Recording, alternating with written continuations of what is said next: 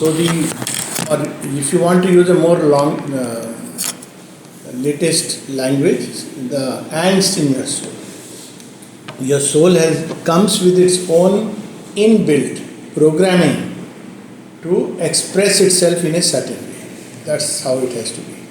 This evolves from life to life because in Indian thought there is the concept of rebirth. So Swadharma is not something fixed for all lives or even in one life. Sometimes the evolution may take place. There have been instances. So it's the natural inbuilt programming in your soul which seeks to express itself. But it's covered with all kinds of conditioning which comes from environment, birth, earn money, get a job, do this, do that. So Dharma gets colored and clouded and covered. So it takes time to dig into it. To dig into it, you have to see what is your most natural, if I may use though it is deeper than temperament, but something like your temperament, your innate tendency, most innate tendency. Like there are people who are keen to learn and know. There are others who are like fighters. They will find a cause for justice and that's it. Then there are others who see life as a transaction. Everything is a transaction. And there are others who just love working with their hands. Now you understand what are these four types? Soul types. They are called as soul types. Brahman, Kshatriya, Vaishya and Shudra. It's a soul type. It's a natural thing. It is not about big or small or high and low.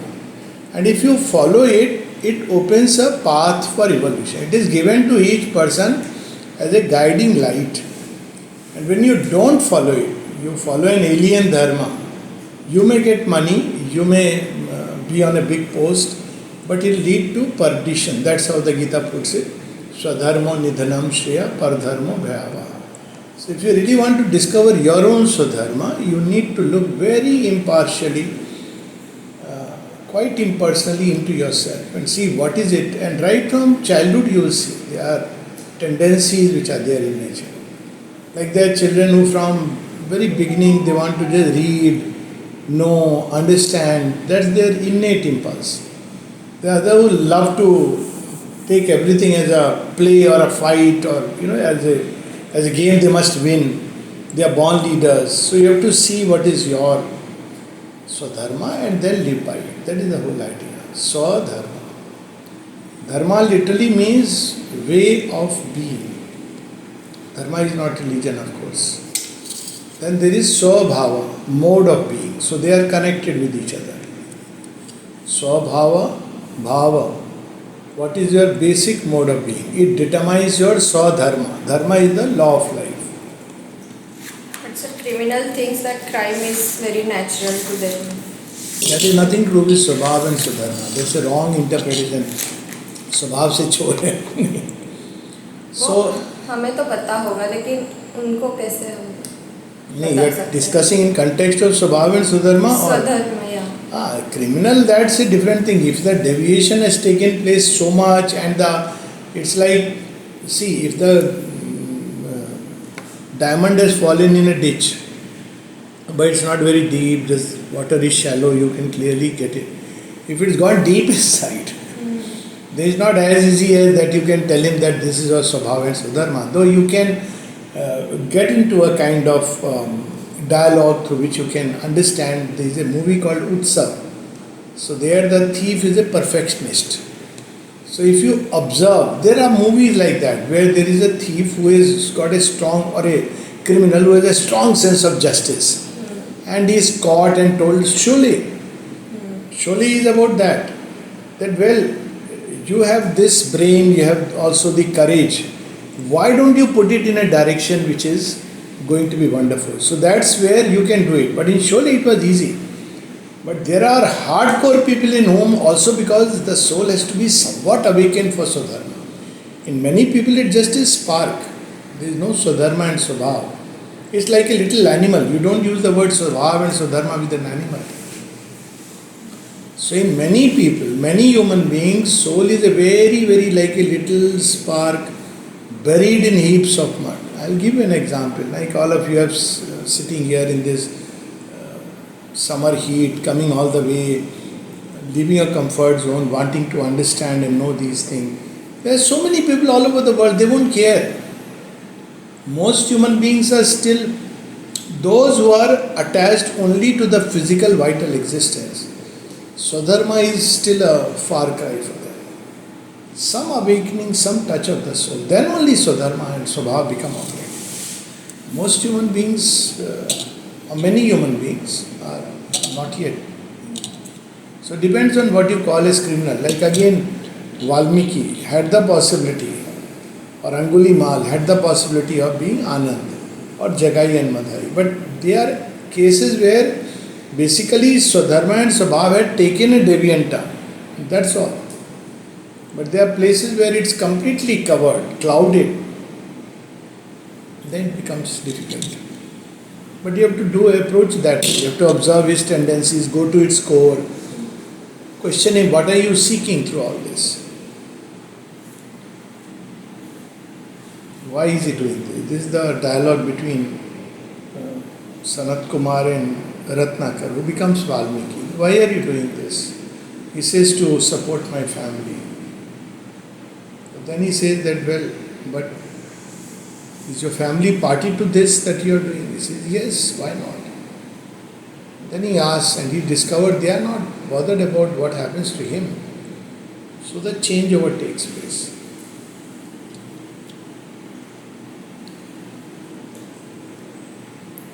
Sir मुझे और एक पूछना था कि is comparison good or bad? Very bad, horrible, worst. So Should never be done. A rose is a rose and a grass is a grass. Tortoise and rabbit don't run a race, they are not meant for. If it is a race in the water, if it is a race where how long can you breathe below water, tortoise will win hands down. So they are not meant to run race on the same outer. This is a very wrong story, Aesop's fable. It is not true that slow and steady wins the race. You can't be a tortoise and win a race on the ground. You can. So, but if you have the race in water, tortoise is any day victorious. So comparisons are contravene the way the divine has created this world. It's ekoham bahushyam. The one wants to become many. So while even two people who are say seekers after knowledge, their approach will be different and unique, and that's what makes this world so wonderful. Each one is unique and should be so. Should discover in your own way. Comparisons are product of a society which is individualistic and competitive in the outer, and a society which values certain things and does not value other things like color. So there are societies which value your complexion, so silly, or it values your degree or your wealth. This is a whole society is rotten. Then you compare. Otherwise, how can one compare? A stupid thing. Don't compare. Say I cannot be compared and I cannot be sold. If anybody compares you, don't feel low. Say rather, I am not in the race of comparison. I am not a product for sale.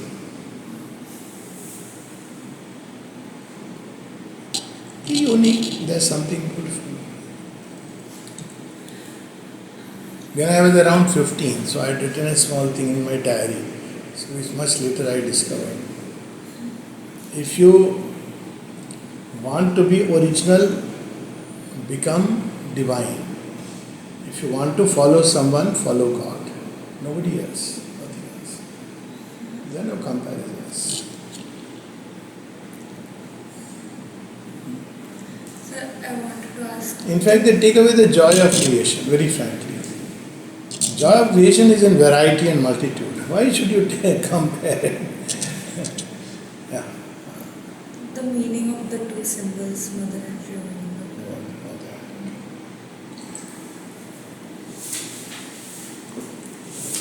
So what is a symbol? Symbol is a representation of a reality. Okay. Any symbol you know of? I mean, we'll come to that. Any symbol you are aware of? Swastika. It's a symbol used in Indian thought. What is swastika a symbol of? Of course, we call the word auspicious. But what is it a symbol of? What is it in swastika? You know how a swastika is formed? How?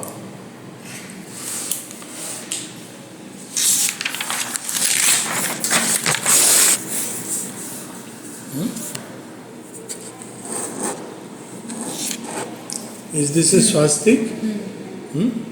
Four dots. और ये ऐसे What if you make it like this?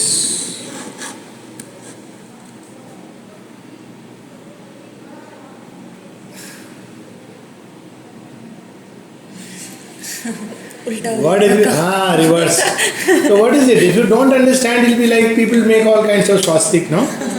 Do you know this kind of a swastik with a little tilt was Hitler's sign? But this is the original swastik. So we'll cancel this. So what is this swastik? It is the forward movement of time. This swastik is reverse movement of time. It is inauspicious. It's like you are retrograding, aggression, going backward. This is simply a forward movement of time. Life is meant for moving forward, not going backward and what happened 100 years back, okay, happened, but now we have to go further, leaps of time. So swastika is considered auspicious. It's a symbol of time in its forward motion. Hitler had done this. See, कैसे चक्कर आ गई ना बुद्धि, अरे एक ही तो चीज़ है लेकिन एक नहीं है, ऐसा लग भी रहा है ना अंदर से कि नहीं एक चीज़ नहीं है. So that's swastika. So each symbol is meant to express something. There are plenty of symbols. Sometimes you have symbols like an image or a diagram. Sometimes you have in the animal form, like Durga is sitting on lion, but Lord Ganesha is sitting on mouse. Why? What is mouse a symbol of? Why is sitting on it? It represents something that he is capable of. What is Lord Ganesha's main work? He removes obstacles. Now, lion can, daring. It's a leader in the jungle, hero. It can, finish anybody. So Durga goes with Durga. But if lion has to cross a mountain, what lion will do? It will climb or it has to pick up something from the ground. Lion cannot, but a mouse can. Ganesh is a remover of obstacles. Therefore, Ganesh has the symbol as, his vahana as a mouse. Mouse knows instinctively. They can smell things from afar, they can go down, they can go through the mountain. They have this strange ability. Okay. Kartikeya's symbol is, or not symbol, Vahan is? Peacock. Peacock. What is unique about peacock?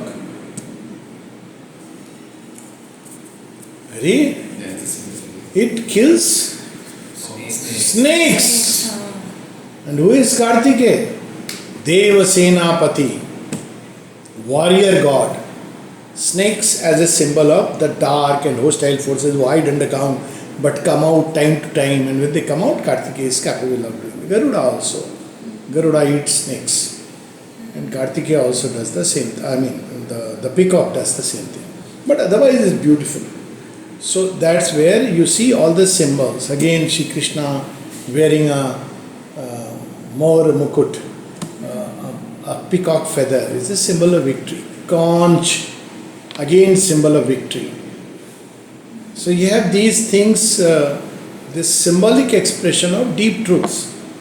So here comes now Mother's and Sri Aurobindo's symbol. So once you understand this basic, then so Mother's symbol is center, there is one circle, right? Let me see, I don't think I have here, but Sri Aurobindo's symbol will be there. Anyways, you have seen the Mother symbol. So there is a central circle. Central circle represents Aditi, the divine consciousness. Then you have the four petals. It's the lotus, or is the flower seen from above downwards. So the four Patils are the four Mahashaktis of the mother: Maheshwari, Mahakali, Mahalakshmi, Mahasaraswati. Each of them, so Maheshwari is the power of knowledge, Mahakali is the power of strength which conquers everything, Mahalakshmi is the power of beauty and harmony and that Ananda which dwells in all things. Mahasaraswati is the power of divine perfection. In everything you will see them operating. Outside are 12 petals. So these are the 12 powers required to express them to their fullness. So that you have equality, peace, patience, perseverance, so all gratitude, all that is the 12 powers outside. This is the mother symbol. Yeah, I am wearing the mother symbol. Okay. Then you have the Shura Bindu symbol. Shura Bindu symbol you can see, no? So there are two triangles, equilateral triangles. Okay. Ascending triangle is the human aspiration. Human beings aspire through light, life, love. They aspire toward the divine. And the descending triangle is the divine's response to this aspiration. Sat Chit Ananda. And there is a perfect place where they are just in complete harmony with each other. The aspiration and the response is perfect. Not like I am having aspiration, a little bit trickle of the response. So that is the square, the supramental. That later on I can talk about it. Water is creation, multiplicity, where creation originates, and the lotus is the avatar. That's how the symbol is. So each symbol has a deeper sense. Flute, Krishna's flute is a symbol of call of the divine. That's how it's. If in your meditation or dream you hear the flute, it represents that. Saraswati is using now Vadyantra, Veena Vadini. So it is about the harmonies of life which build perfection. That's how all the, and the learning of various kinds, they flow from her. So that's how the symbols are. A very powerful means of communicating. You can meditate upon a symbol, you can understand its meaning, and so on and so forth. Like when you say about meditating with a symbol, how do we meditate? So meditation is a mental process. Meditation means you pick up an object or an idea and you let your thoughts run around it. Meditation is that. Concentration is different. We'll come to that. Most people mistake the two as synonymous. So meditation is, let's do right now, let's meditate upon love. So what is love? Each of us has a different idea about it. And you let your thoughts run around love. For example, once with some student I was trying this. So the student ended up with a very wonderful answer ultimately. Sir, there is nothing else but love in this creation. When you look at love as the power that holds creation, love that uplifts everything toward the heights, which brings beauty and joy. So then you see love in a much more wider way than a limited human love. So this is how when you meditate, the secret truth of that begins to reveal itself. Like knowledge, when we use the word knowledge, what normally comes to our mind? I'm just doing some meditations on these ideas, key ideas. What does knowledge mean? Normally? Knowing. Knowing means what? How do you know if a Information. person knows or not, doesn't know? Most people will go for degree. बहुत पढ़े लिखे हैं, but पढ़ा लिखा is not knowledge. Okay, so knowledge actually, if you go to the roots, it means vidya. Vidya is the power of oneness. You know everything, but you know it on the basis of the one reality which has brought them out. Avidya is knowing them, but you don't know the joining link. So everything becomes separate. So in Indian thought you will see everything originating from some aspect of God. Vishwakarma, the architect, or you have God of beauty, God of love, God of wisdom. and all these gods fuse into the one God. So you're seeing everything descend from there. So true knowledge is to know things as the divine knows. So we can use the word also divine knowledge. Vidya, oneness, and the other is avidya. Okay? So it is not about degree. You may have degree but may not have knowledge. Okay? So what is harmony? Big problem. Balance. Okay, one definition would be balance. Another? Harmony. Yes.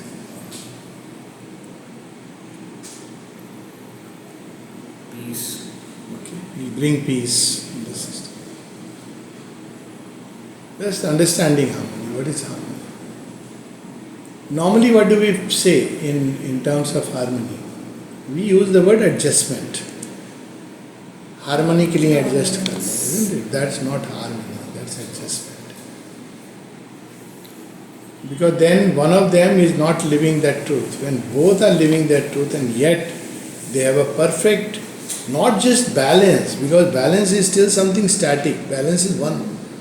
There is a constant evolving equilibrium. Both are growing together, maybe in different directions, and yet there is a harmony, perfect understanding. Even complementarity, all this will go into harmony. It's the most complex thing actually, most difficult to achieve. So when you meditate, let us say, upon God as harmony, so all these shades of meaning will begin to appear after some time. From the surface meaning, deeper and deeper, till you will touch the bedrock of harmony. And what is the best example of harmony?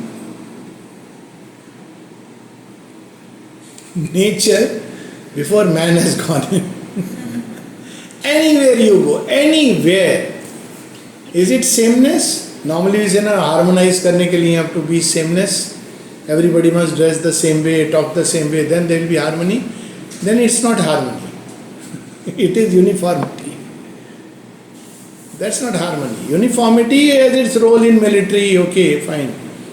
But harmony is very complex. If you see nature, before human beings go, you will see everything diverse and different, and yet there is a kind of something which you can't describe, and that's why it has the sense of beauty. It carries beauty inside it. And Ananda. These three go together. Delight, harmony, beauty. They go together. That's harmony. Very difficult, most difficult thing to achieve. Okay, and especially for human beings. Nature does it very spontaneously. Nature तो कहते हैं छिटक के फेंक दिया और harmony आ गई, ऐसे करती है, मज़ा आता है. Have you seen? Relating to what I am saying, going to a jungle and watching how things work, operate. What a balance, delicate, fine, intricate balance. Very difficult to achieve in human nature. So harmony. Harmony is very high up the order of evolution. What is truth? Meditate upon truth. What is truth?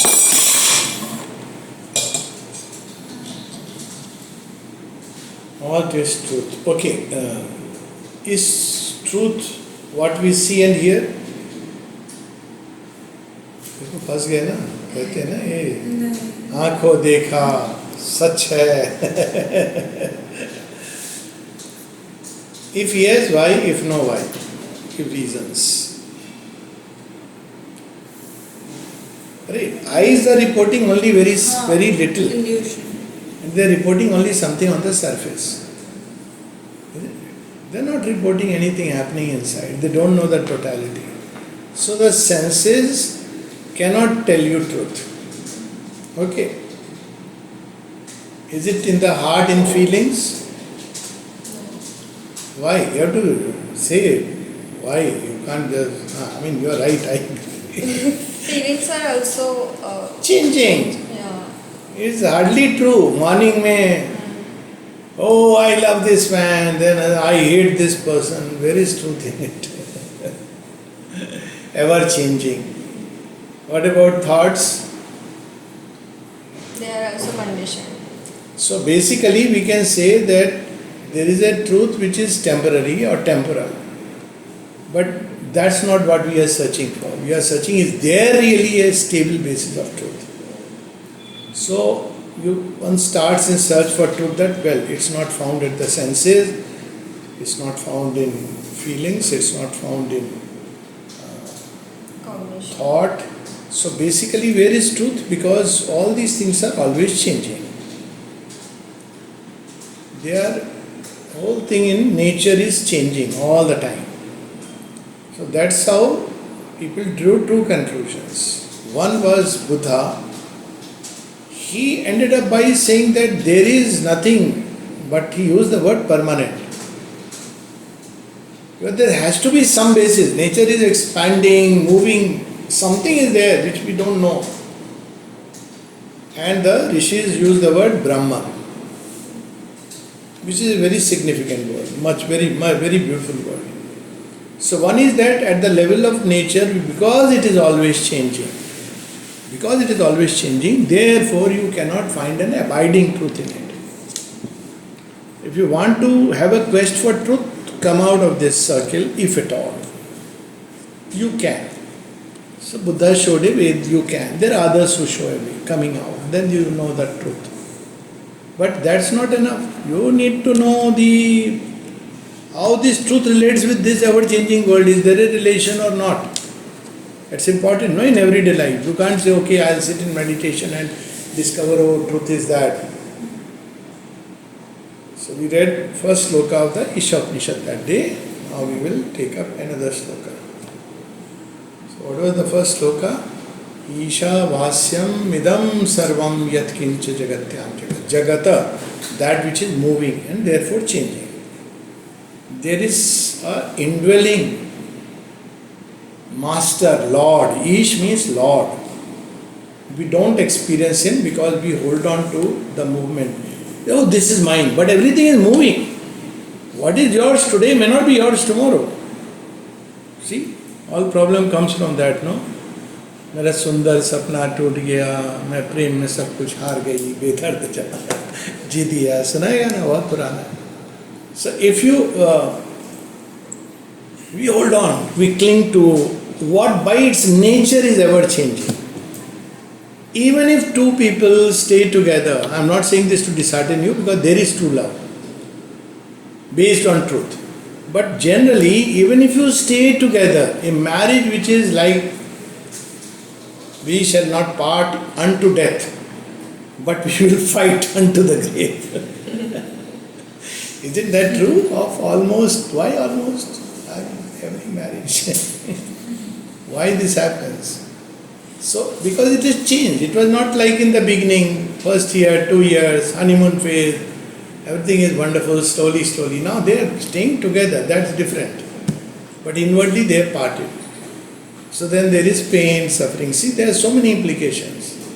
So the only basis, let us say, from the very first, we are still with the first verse, is if you make the divine the center of your marriage or togetherness,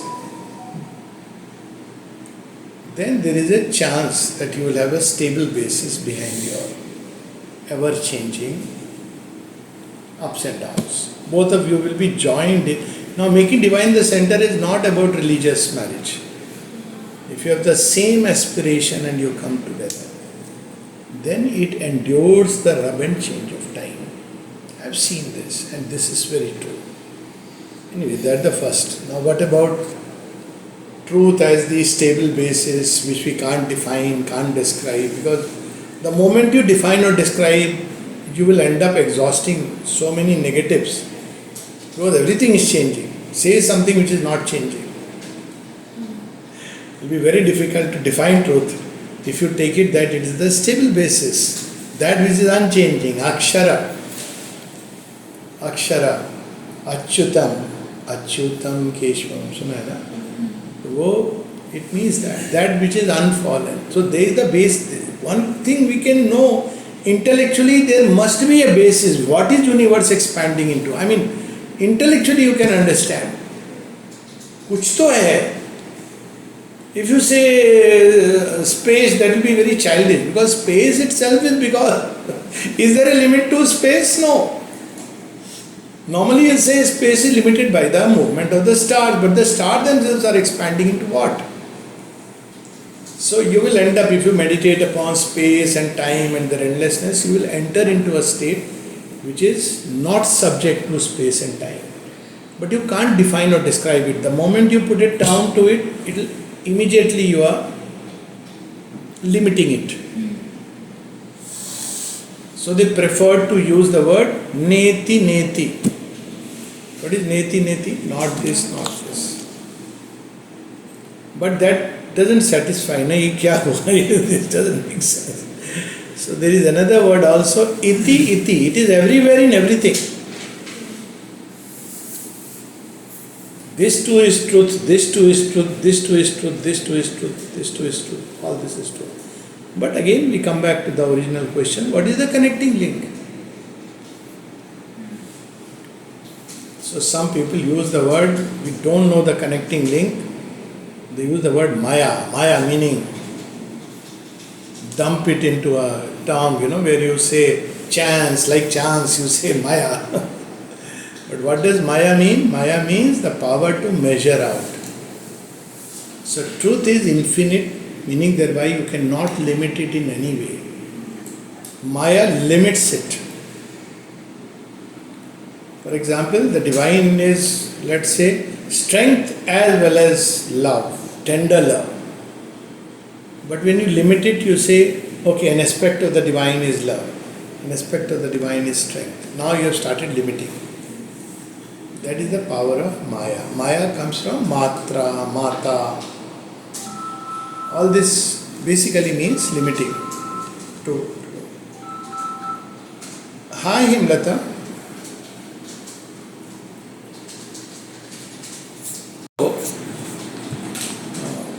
Maya. So in Maya, operations of Maya, there are two aspects of Maya. One is like, we are all sitting in the class and let's say one Miss Maya comes in, like I come in and I say, look here, you have to work there, you have to work there, you have to work there. So all of you know that you are from the same class, in the same batch, and each of you will go. So right now you are aware of each one's field work and everything.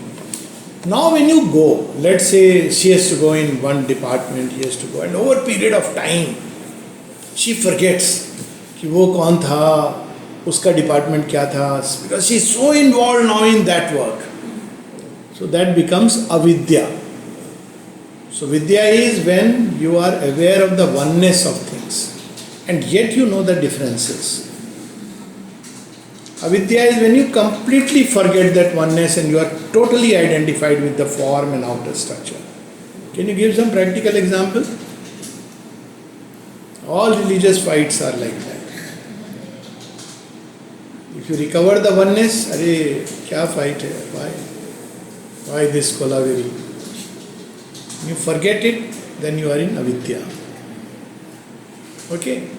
So vidya, avidya. So once you understand this, then comes each element of avidya, which appears as avidya, is supported by some truth of vidya. It has practical implications. I'll come to that. But first a line from verse from the Isha Upanishad. It says, it first starts with vidya and avidya. Let me take out, so you will have the full correct verse from the Isha Upanishad. There are a series of verses. Andham tamah pravishanti ye avidyam upasate tato bhuya iva te tamoya vidyayam rata. So it says that those who are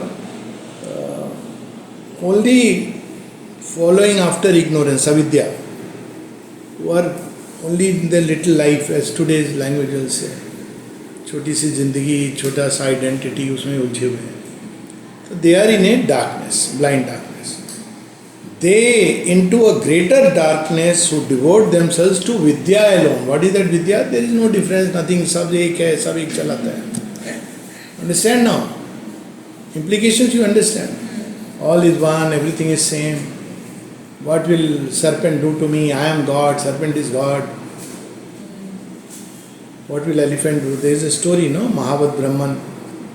Somebody came out learning that Vidya, all is God. So he went out and he saw the elephant coming. He thought to himself, should I run away? He said, no, elephant is Brahman, I am Brahman. What can Brahman do to Brahman? So Mahavad saw him coming dangerously close. He said, go aside. He said, no, you don't know, you are ignorant fool. I know, I have learnt a lesson. All this is Brahman. So Mahavad said, fool, you will get crushed, get away. He said, no, you are ignorant. My Guruji has taught me. And so the elephant, what does he do? He throws him aside. He gets broken all over and then he says, what is this you taught me, Guruji? All is Brahman. This is the result. He says, why didn't you listen to the Mahavad Brahman who was telling you to move aside? So, Vidya is the oneness which is behind everything. It means don't hate, don't be angry, don't. But Avidya, the play of multiplicity, you have to live by your own truth. Swadharma comes there. Arjun may have no hate against Karna, but when he is in combat with Karna, Shri Krishna tells him, pick up the Divyastra and fire. He deserves the Divyastra. He says, no, I don't want to do it. He has forgotten the mantra for his own. He was trying to fire, but he forgot the mantra. He also knew Brahmastra, but he's forgotten the mantra because there was the curse. So Shri Krishna says, you fire. He says, no, he is without arrow. He says, don't be the fool. He doesn't tell the story of Mahavad Brahman. He says, fire. But use the Divyastra. Only once Arjuna has used Divyastra, though he had all of them. And that was Anjali Astra for Karna. Because when you use Divyastra, then the person is liberated straight away. That's how the understanding was. That you don't go into the normal process of death, but you are taken up by the divine entities which are behind Divyastra. So, Vidya alone, all is one? No. Avidya alone, everything is different? No. So he says, Vidyancha avidyancha yasta dvedo bhayam saha avidyaya mrityum tirtva vidyaya amritam ashnute. He who knows that as both in one, there is a divine reality which is unchanging behind all appearances. And there is the ever-changing world with which we have to deal with. So he says, he who knows that as both in one, the knowledge and the ignorance, by the ignorance crosses beyond death. Because he understands all the ways and processes and mechanisms of this creation and all the varieties. And by the knowledge enjoys immortality. So this is how, in an ideal state, you need to know both the knowledge and the ignorance. The snake does not know that if it bites, it will kill. It's complete avidya. That's how it is. It doesn't understand that if it kills, let's say, a child or a grown-up man, it's entire. That's why karmic law doesn't apply on animals. He doesn't know. He is sometimes maybe self-defense, sometimes fear, sometimes aggression. But human beings know.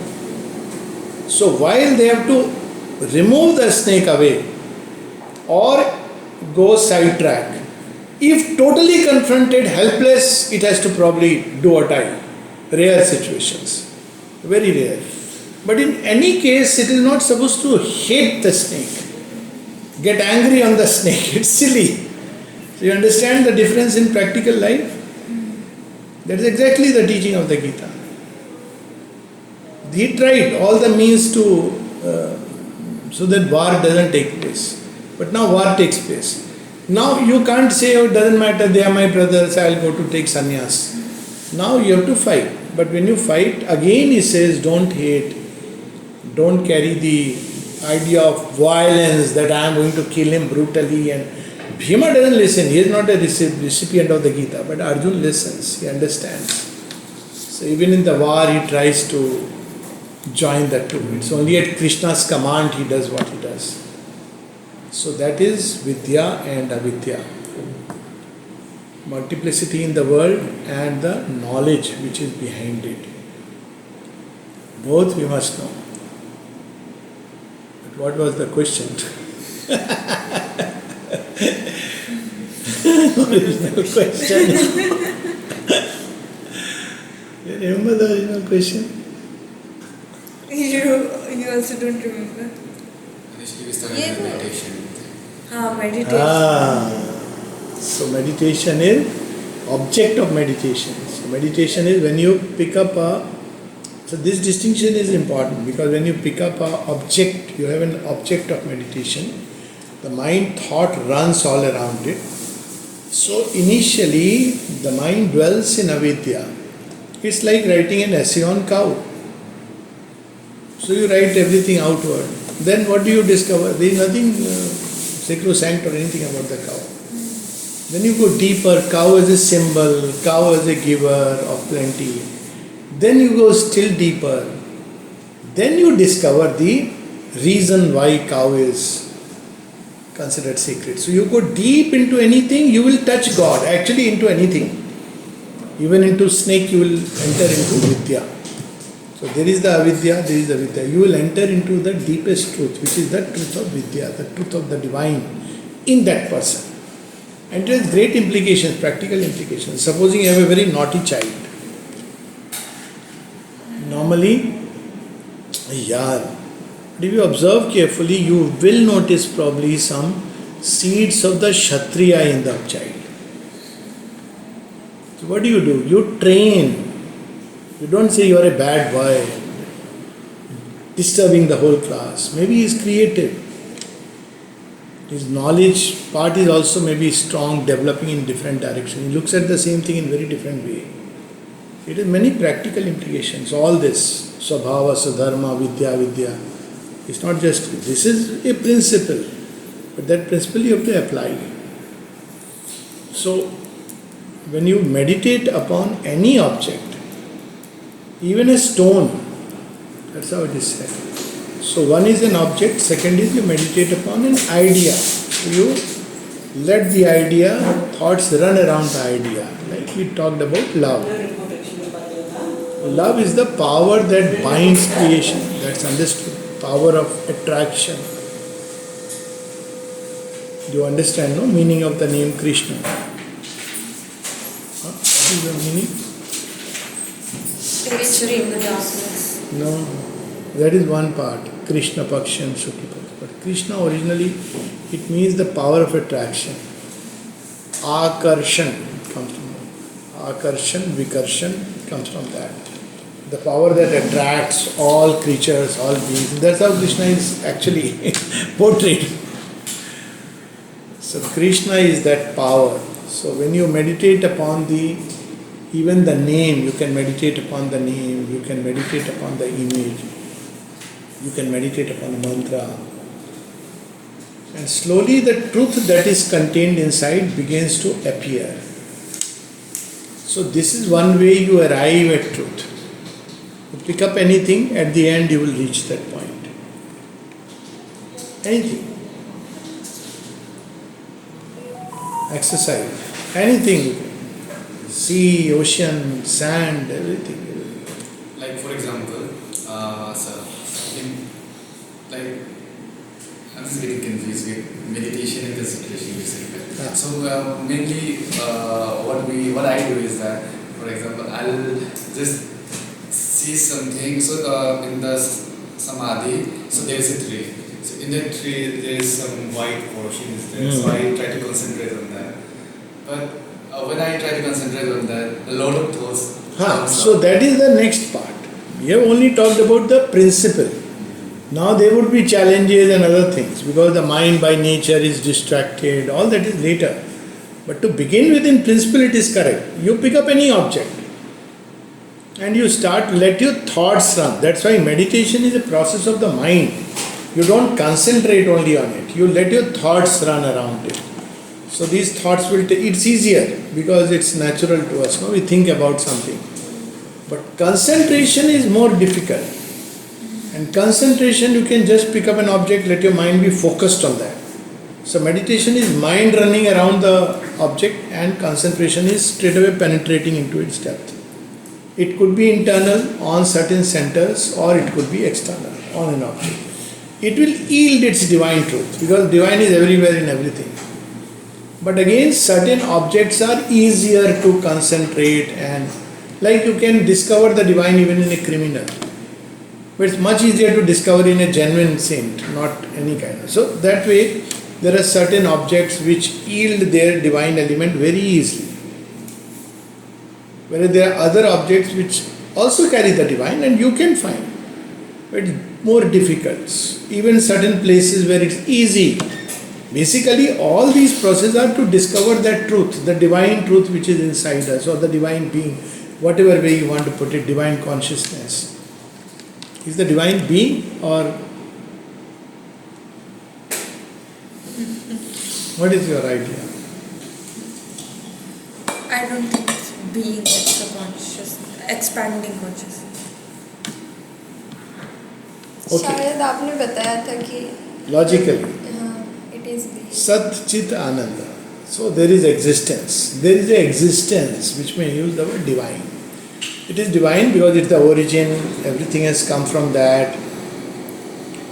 I will build the logical bridges if required, but right now we are just taking a framework. It's existence. But it is also consciousness.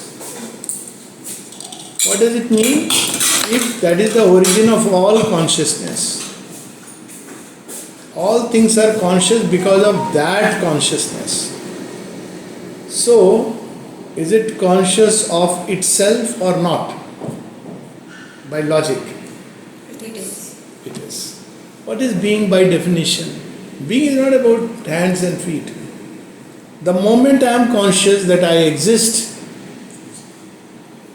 so being comes from that. It is a being by its nature. And because it is a being, everybody can discover their own truth as a being, which is part of that being. How do we know that knows that it exists? So, right now we have only talked about logic. Logically, we can accept the premise that, well, if by it, all consciousness must have some origin, isn't it? Some origin. Anything. Let's say you are partially conscious, the animal is little less conscious, some human beings are more conscious in different ways. So this consciousness must have some origin. That origin is called the superconscious. If you take the material view, it is just emerging somehow. If you take the spiritual view, it is from top down, which makes logical sense. That, well, consciousness, there is a original consciousness which enters into matter or less than that, inconscient, and emerges from there. So we are midway, half conscious. And through certain practices, we can become more and more conscious, till we can become one with the superconscious. So what is consciousness within us? It is the power of, what does consciousness do primarily? Power of knowing. We use the word awareness. And with that power of knowing, what else it is capable of? When you know about something, the next is act upon it. So it is knowledge and will, or knowledge and power together. That is consciousness by definition. We have a limited consciousness, therefore we are aware of limited things. We can expand this consciousness, become aware of many more things. Similarly, as we expand the consciousness, even the power increases. Okay? They go together, hand in hand. A scientist understands that in a little grain of dust there is a silicon chip. Because as you grow in knowledge, the power also increases. Okay. So now imagine to where it can go. It can go ultimately to all consciousness. All consciousness is a state in which this whole consciousness originates. So if this is a logic that consciousness makes us aware, so is that original consciousness aware of itself or not? Logically, what does the mind say? That is existence. What is existence? Is being aware that I exist. Consciousness makes us aware in a limited way that I exist, maybe in an egoistic way. It can also make us aware of the one existence within me. It can make us aware of the one existent in all. So, consciousness, that origin is aware of itself, therefore it is a being by definition. But having said that, that's an intellectual framework, which is quite logical, correct. So what is the next level you intellectually can describe, but it may or may not be so. Sir, कोई full proof method बताइए. Full proof method क्या है? बोलो. क्या होगा full proof method? Would there be or no? If it is not there, then we have to discard it as possibility. Our ancient India, they didn't stop with thinking about it only. When you say intellectually possible, well, then what it becomes, but you can't experience or realize it, then it becomes a belief system. What is it called? A belief system? Religion. What we have in India? Yoga. What is yoga? You can become one with that reality. Is it logically possible? There are steps and people have. That is different. But just logically, is it possible for human consciousness to become one with the divine consciousness? Very simple question. Pure logic. We carry, if everything carries something of that within it, then logically there should be a way it can become. Whether we know it or not, we don't know. It's like if everything is composed of atoms, there should be a logical way that you can disintegrate and take out the atoms or the electrons, which is what a scientist actually does. Actually, you can create a nuclear reaction with any atom, but only plutonium and uranium, they are much more easily, that's all. You can do it with an iron also, because the principle is the same. But it's very difficult, it will require a huge this thing. So same way, because we carry within us, same with cloning. Because in its origin, there is one cell. Okay, the differentiation takes place later. Same way, since we carry something of that consciousness and existence within us, is there a way that I can become one with it? The moment you say that, you have entered into spirituality. If you say, no, there is no way, you have to believe, then you are forming a religion. You understand now the difference between Indian spiritual thought and the Semitic spiritual thought. Do you understand which is more logical? So then they said, okay, logically I can become one, but how? So they use this power of concentration and meditation. Because what you concentrate upon, you tend to become. So they use this power. So what did they keep on concentrating upon? Say a mantra like Aham Brahmasmi, Aham Brahmasmi, Tattvamasi. But there is a problem with this. What is the problem? You may mistake the limited self as yourself. You may say Aham Brahmasmi means my this little ego. I am the fellow. So what is the other way? Safer way, delightful way? Krishna, Krishna, Krishna, Krishna. He Govind, He Gopal. Om Namo Bhagavate Vasudevaya. Vasudevam Sarvam Miti Yat Kincha Jagatyam Jagat So it will take you to a point where you join Vasudeva. But till that point you are safe. Because you know this limited is not me. It is Vasudeva who dwells in all, including me. So you meditate upon Vasudeva, the indwelling, the divine entity. And a time will come when you will begin to become one with Vasudeva. So it's a safer method. That's why Shri Krishna says bhakti is safer and more complete. Whereas if you take purely the path of jnana, there is a big problem. Understand the difference? So, the highest object of meditation is all is the divine is in all is the divine. And if you meditate upon it steadily, every day, then one day its truth will begin to reveal itself before you.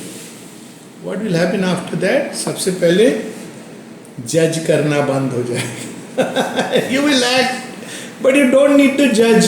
Whom will you judge? You will sit as a judge and judge the divine movement. Perfect understanding आएगी. Because you will understand that in each one divine is playing, revealing in different ways. Quarrel, competition, hate, all will vanish. Will you feel angry? The divine within you will feel angry with the divine in that person? No. You understand. When you fight, you won't fight, fight to finish. You will fight as, okay, let's play the game of fight. You see, these things come in Ramayana, even in Mahabharata. Arjun says, let's play. Because it's a play at the end of the day. But a play in which you can't be lax. You will act according to the divine impulsion in you with your perfection. That person has to do the same with you. Will it make life a little more beautiful? That's what we were reading yesterday. One day it will become so. Because of that divine presence inside is pushing everything in that direction. Whatever resists will be absorbed back. We may use the word destruction. But divine doesn't use the word destruction. It will be absorbed back. We don't have to worry about it. Okay? There is one more. Yes. So I was with a spiritual mentor way back 2019. So I asked her, how do I know the divine? Then she told me, you should stop questioning. If you stop questioning, then only you will learn about divine. Is that true? No, it's not true, but it has a meaning. It's not like totally. See, there are two kinds of questioning. One is questioning for the sake of questioning, doubting for the sake of doubt, and that takes the mind into a very discursive activity. That's true. Why this? Why this? For example, if I ask the question, what is the origin of Sachidanand? I have an answer to it. I have asked these questions. Bhagwan kahan se aaya? What is the origin of the divine? So, if you ask this question. So basically in spiritual life, what is said is that there is a point of questioning, a limit of questioning, and there is a limit where questioning stops and experience begins. Though you can logically answer, if you want to know something, it will come to you. That power is there within us. For example, what is the origin of Sachidanand? So how do they explain? It is infinite. So infinite you cannot say it has a beginning or an end or a birth. Very simple answer, very direct answer, and makes perfect sense. But that's where Vidya comes in. So Upanishads give this answer. Beyond it, there will be no question, there would be experience. Also, it is true that if the questioning mind is very active, then the real experience doesn't come because the mind is constantly analyzing everything. Did I feel peace? Was it peace? Was it something else? So in that sense, there is a truth in this saying that don't question. But equally, it's not an absolute rule. There is something called as quest from which question comes. So one is questioning for the sake of questioning. A very discursive mind is picking up everything and questioning. That does tend to interfere. But there is another quest where one wants to know. Quest is very good, healthy. It opens the door, because otherwise you may enter into another kind of belief. That's it. So it looks at both ways depending on the path that one is in. So, question as a seeker, any question one should be able to ask.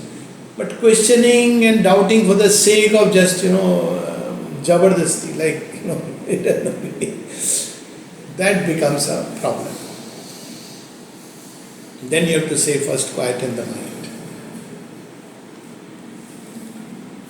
Okay?